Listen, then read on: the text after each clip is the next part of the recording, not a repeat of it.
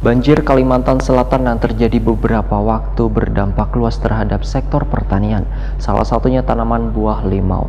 Ribuan pohon limau di Kalimantan Selatan yang rusak terluas terjadi di Kabupaten Batola akibat gagal panen pada buah limau siam Banjar Jua, menyebabkan kerugian ditaksir sekitar 100 miliar rupiah. Sedang di kebun jeruk, ya.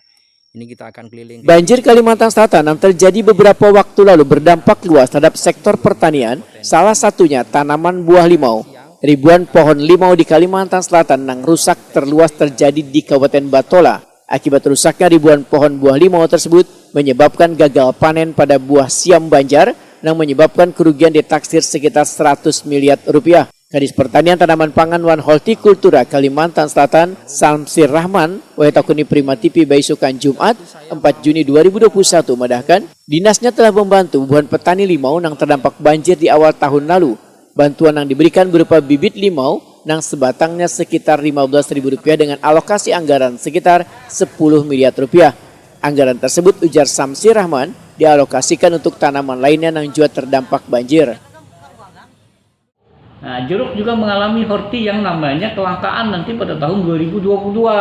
Kenapa? Karena jeruk yang ada mati di lapangan. Nah, untuk kita menghasilkan minta bibit baru dari Kementerian Pertanian, untuk hortikultura itu tidak terlalu banyak anggarannya. Kita mintakan di provinsi, baru saja disetujui. Dan ini sudah memakan waktu untuk kita melakukan pembibitan. Nah, 2 bulan atau 3 bulan ke depan, nah baru kita bisa melakukan pembibitan. Di mana lahan-lahan yang terdampak tersebut dan mengalami kematian, yaitu daerah Batola, nah itu sekitar 600 hektar, kemudian daerah Kabupaten Banjar. Nah, Samsir Rahman menambahkan, kerusakan terparah terjadi di Kabupaten Barito Kuala seluas 3.185 hektar. Sedangkan sentral limau siam Banjar di Kalimantan Selatan berada di Kabupaten Barito Kuala, Wan Banjar, dengan produksi sekitar 110.000 ton setahunnya.